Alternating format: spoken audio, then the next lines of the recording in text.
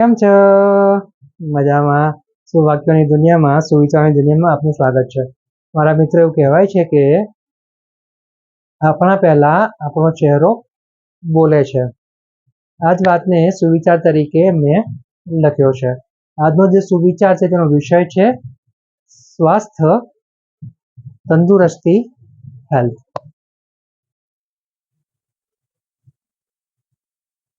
તમારું આરોગ્ય એ તમે અંદર શું કરો છો તેનું સાચું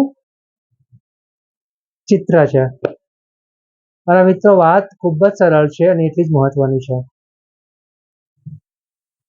અહીંયા જે વાત છે એ એવી છે કે જ્યારે આપણે ક્યાંક જઈએ છીએ, કોકને મળીએ છીએ અને જો આપણી તબિયત સારી ના હોય તો સામેવાળો તરત જ સમજી જાય છે કે આજે આ ભાઈને સારું નથી અને ચોક્કસ જ પૂછે છે કે ભાઈ તમને સારું નથી લાગતું. ત્યારે આપણે કહીએ છીએ કે હા, કોઈ તકલીફ છે. આવું જ જ્યારે આપણું મન વ્યવસ્થિત કામ ના કરતું હોય, આપણું ધ્યાન બીજે હોય, ત્યારે પણ આપણને કોઈ ટોકે કે ભાઈ તમારું ધ્યાન અહીંયા નથી, શું વાત છે? તો બસ મારા મિત્રો, આપણે જે સમજીએ છીએ, જે જાણીએ છીએ, જે માનીએ છીએ તેને જ કરવાની વાત છે.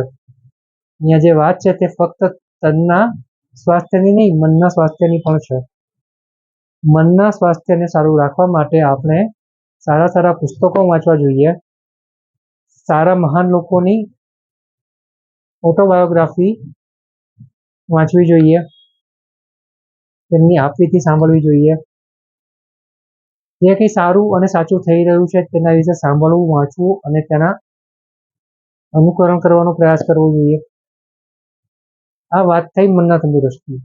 તનના તંદુરસ્તી માટે આપણને બધાને જ ખબર છે, છતાં પણ અહીંયા કહી શકાય કે બહારનું ખાવાનું ટાળવું જોઈએ, હંમેશા ઘરનું જ ખાવું જોઈએ, ફાસ્ટ ફૂડ એવોઇડ કરવું જોઈએ. બધું જ આપણને ખબર છે.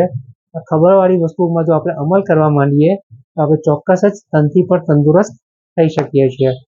તો બસ મારા મિત્રો, આપણે આપણા જીવનના લક્ષ્યો જે સારા અને સાચા છે તે ખરેખર સંતોષપૂર્વક સારી રીતે પહોંચવા હોય, સારી રીતે હાંસલ કરવા હોય તો તેનો એક જ રસ્તો છે કે આપણે આપણા મનને અને તનને તંદુરસ્ત રાખવું પડશે.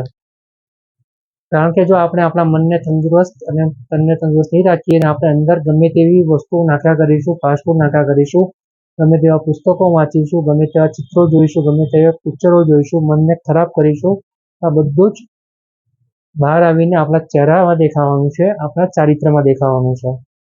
તો બસ મારા મિત્રો, આજનો જે સુવિચાર છે કે